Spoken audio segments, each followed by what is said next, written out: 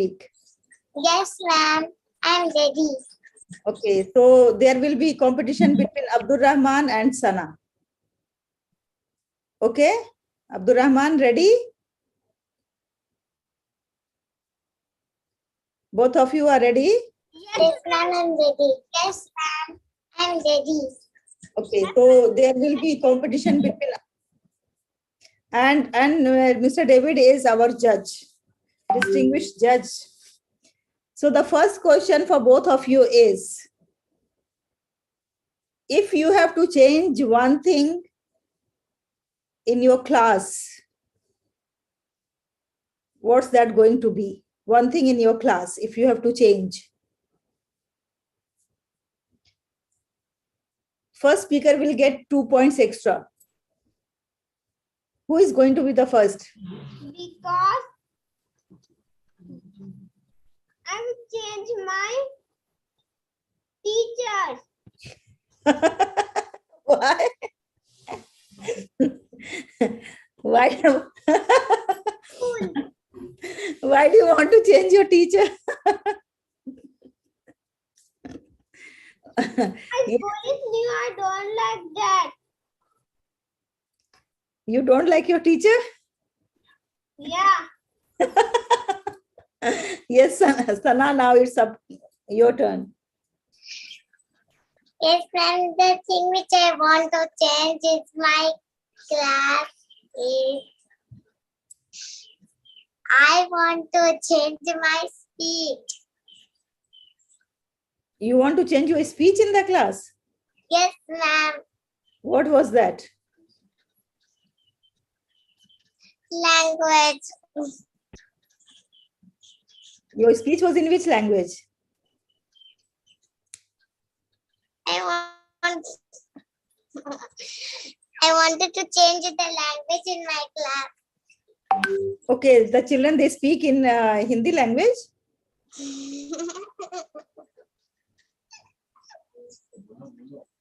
Okay. Okay, the now next question is, if suppose you have to invite one person in your home, okay, like as a guest, one person in your flat or wherever you live, in Delhi, if you have to invite one person and there are two people, one is David and one is Halima, whom will you invite? David, Yes, why? Why David, sir? Abdul Rahman, you have to give the reasoning. Give the reason why. Go to about Western. You want to know about Western? That's why you want to invite him. You want to know about Western culture. Western. Abroad Western. Okay, so he is a foreigner. That's why you want to invite him in India. Yes, Sana. Now over to you. Ma'am, I will love Halima ma'am because Halima ma'am loves me. Oh, so David, now you have to love Sana more so that Sana will invite you.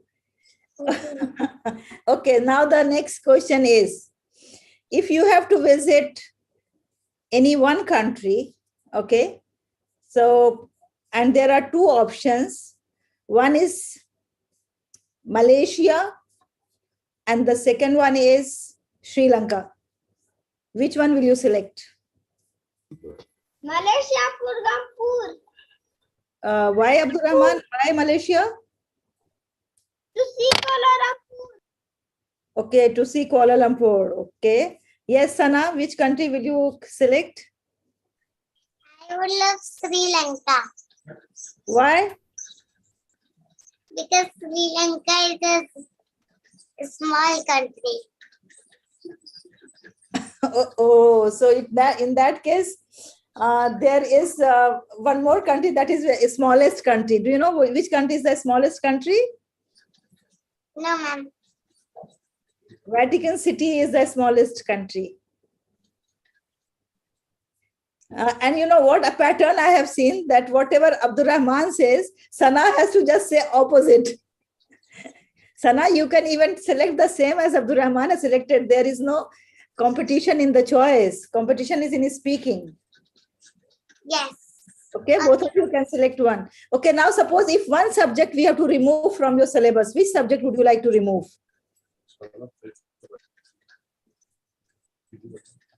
Yes, Abdul Rahman, if one subject we have to remove, which subject? Hindi. धीरे बोलो. Hindi. धीरे बोलो. मैं तो India के बाहर आ गई हूँ, आप तो वहीं रह रहे हो अभी. Hindi. I understood, but I am saying you speak slowly, don't say loudly, because you are still in India and it is the official language of India. That's why I am saying don't say it loudly. Okay, Sana, now you tell me which subject you want to remove. I want to. You want to? Urdu. You want to remove Urdu? Oh my God. Sana, Urdu is your mother tongue and you want to remove Urdu? I love that Hindi is my mother tongue, not Urdu. Telugu. Okay, now Abdul Rahman changed. Now Abdul Rahman wants to remove Telugu. Okay, okay, Abdul Rahman. So languages they want to remove. Now, David, over to you. Now tell me, what exactly could be the reason why children are, like, see, Urdu is the mother tongue of Sana, Hindi is our official language, Telugu is the state language where Abdul Rahman lives. Still, these children are saying that they don't want to study that. What could be the reason of that? That's so funny. This is one of the funniest, cutest speaking events I've ever seen. It's amazing. It's totally amazing. Okay, why don't we remove their mother tongue from the syllabus? Because they can speak it. I mean, I remember being a little kid, being a young person, and not liking English at all, mainly because I didn't like my English teacher. And there's a long backstory to the whole thing. But it was one class that I did not like, and yet I like languages. And my mother was a language teacher. So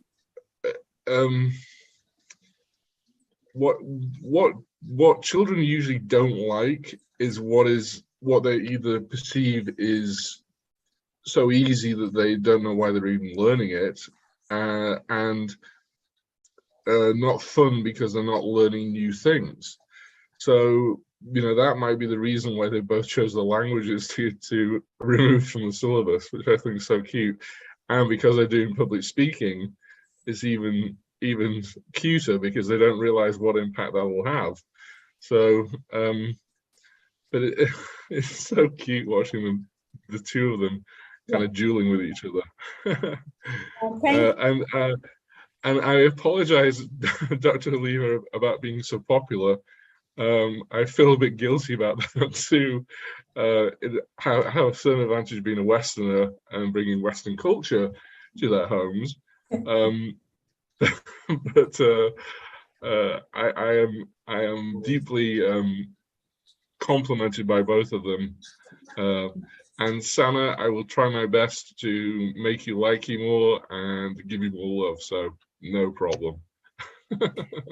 Thank you very much, David. The fact is that in India, the children, when they are born, they drink water, they drink milk, they don't drink pani or doodh. Okay, that is the difference. They eat apple. Even in their mother tongue, the mothers, they use these words. They don't use Urdu or Hindi words. That's why easy for them to learn English rather than their own mother tongue. So that is the basic reason nowadays.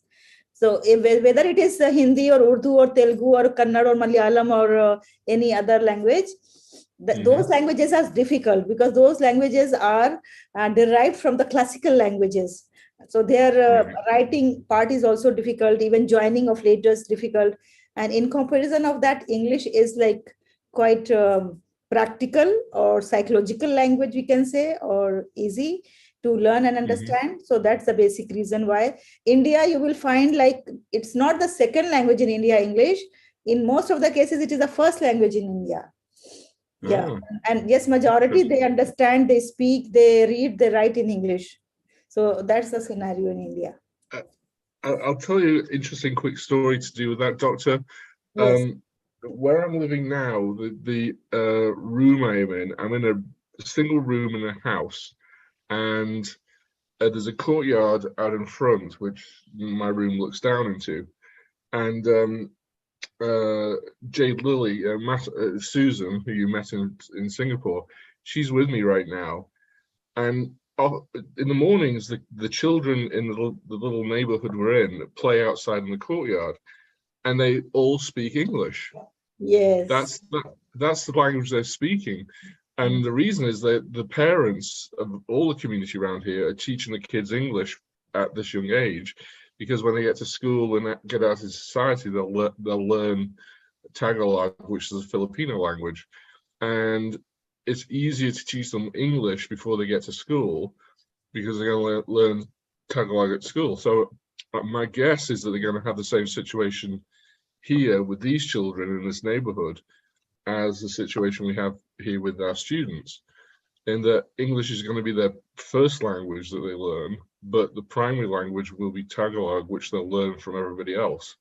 So I think it's kind of an advantage in a way that they know English as a base, because they're going to be surrounded by Hindi, and they'll learn Hindi every day from everybody else to deal with. So it's a good idea at this young age that they learn English. They'll have a definite advantage. Yes, yes. Thank you very much. You are 100% right. Here in even Maldives, you will not believe the language skills of English language skill in English of the children, even from KG class, is quite high. Although their mother tongue is Devehi, they are weak in Devehi. Even they fail in Devehi language, but they score good marks in English. That is the scenario even here in this country. Mm-hmm. Yeah, that's good. So now, Ishan, are you ready with your speech? Sure, ma'am. Okay, please go ahead. And please allow to me share. You want to share a screen? So did he present his pollution speech there in Agora? No, I present in Agora as any other subject, any other topic. Okay, you presented other topic, not this. Yeah. Okay. Yeah, Ishan did about Gender discrimination. Yes, thank you. I couldn't think of the word. Yeah, it was very, very good too. Okay, Ishan, please go ahead.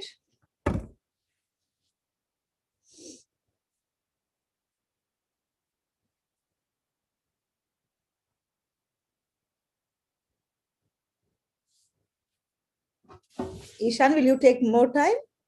Will you take some more time, Ishan? Okay, now Abdul Rahman is raising hand. Yes, Abdul Rahman, do you want to say something? Yes, I ready the speech. Okay, no issues. Let Ishan Bhaiya share first, then you can say. Okay, then you can present. Can I start, ma'am? Yes, please, Ishan, go ahead. Have you ever experienced environment pollution? A very happy good evening, everyone. Myself Ishan Ahmed. I'm a student of graduate from India.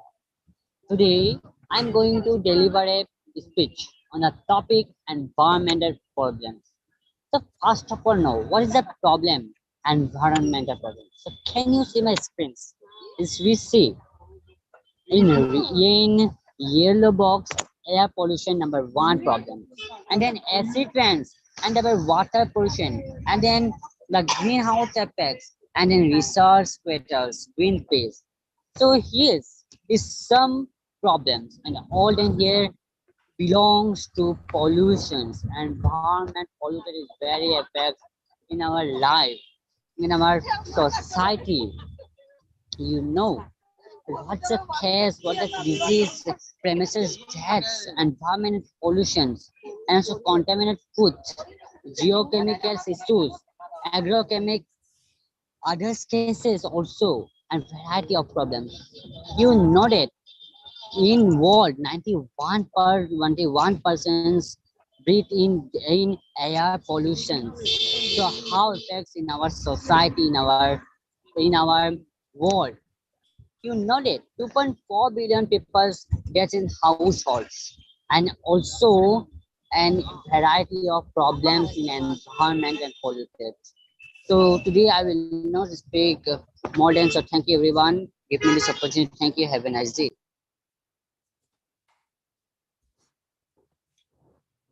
Yes, thank you, Ishan. Beautiful speech. Well presented. Thank you. Yes, Abdurrahman, now you can present. Then all together we will give the review. Can I tell? Yes, please start. Good evening, everyone. My name is Abdul Rahman. I study in grade 1 class. My school name is Shethangi Global School.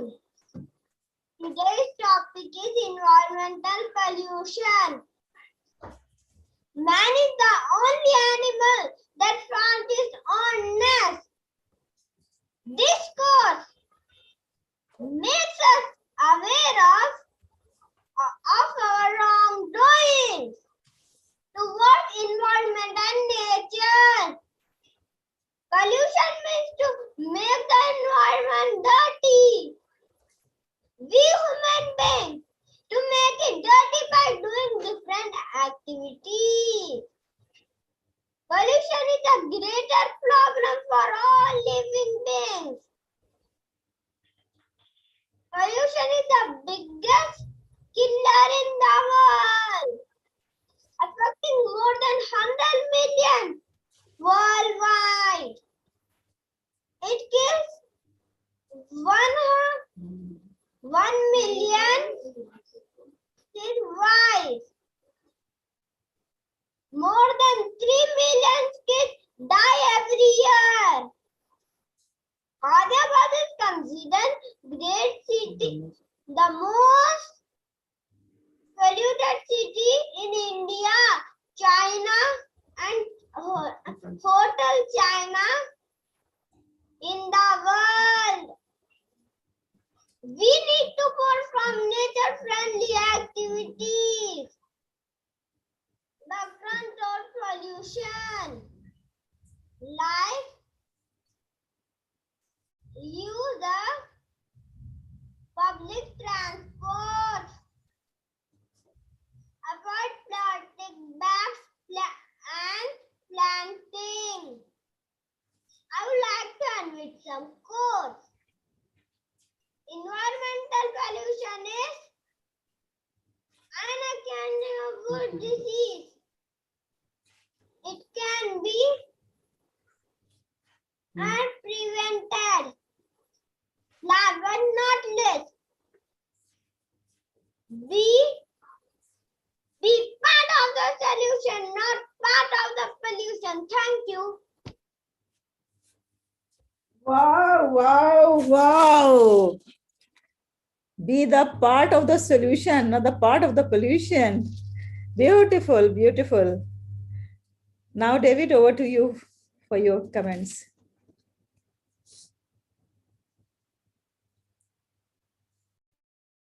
Okay, well done, both of you.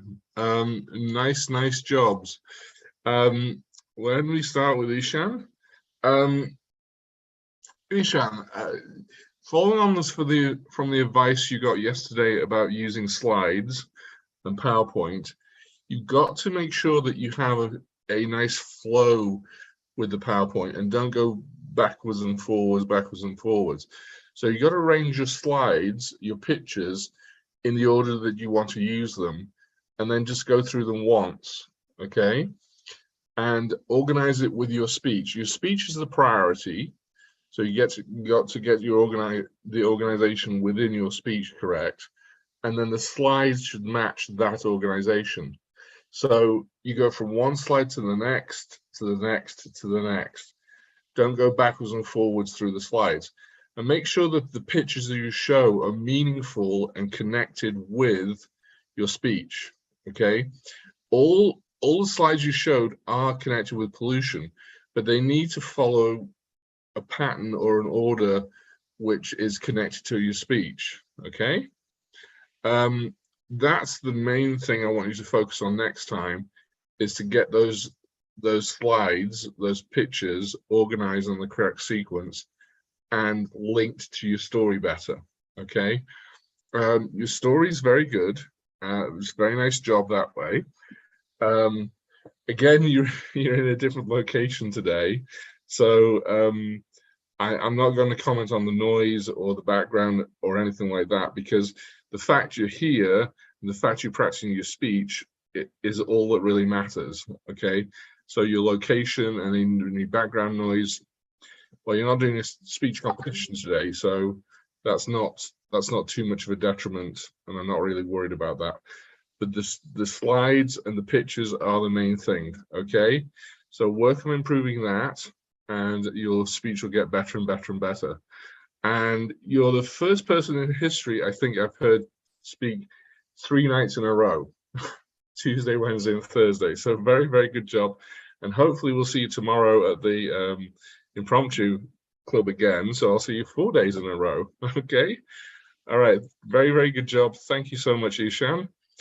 Now, Abdul, little guy full of lots of energy. And as Dr. Halima correctly pointed out, that phrase at the end was absolutely brilliant, and I never heard it used before, but that was really good. Be part of the solution, not the pollution. Very, very clever. Well done indeed on that. Full of energy, full of beans. A great job. You always have the speech memorized. A very good job with your mother's help, and thank you, Mum, for that. You do a good job with your son. All I would say really is organization. You need to enunciate and be a bit clearer with some of the words, the English words, and we can work on that together as well. But overall, a very, very good job, and I fully encourage you to carry on and keep on trying and get better and better. So good job, both of you. Thank you very much for letting me listen again. Back over to you, Doctor. Thank you very much, David. And yes, both the students, congratulations to you. You have delivered really your speeches nicely. And Ishan, whatever advices you are given and suggestions by David, you please adhere to that, because when you go for the quantity, then naturally somewhere you have to compromise on the quality. So better if you are going to like repeat the same speeches in 1 or 2 programs, that is no harm in that. Not necessarily all the time you have to get one new speech and then you have to deliver it. Now, children, as I announced in the beginning itself, that we will take a break, and then we will because we are going to start innovation and research program in between. 15th October, we are going to have innovation and research. And then after that, we will be reorganizing the public speaking. So whatever is the information, I'm going to share through the group. And David, you will also be the part of innovation. I would request you to be there when the children are presenting on 15th October. Thank you very much. And all of you, enjoy. Good night.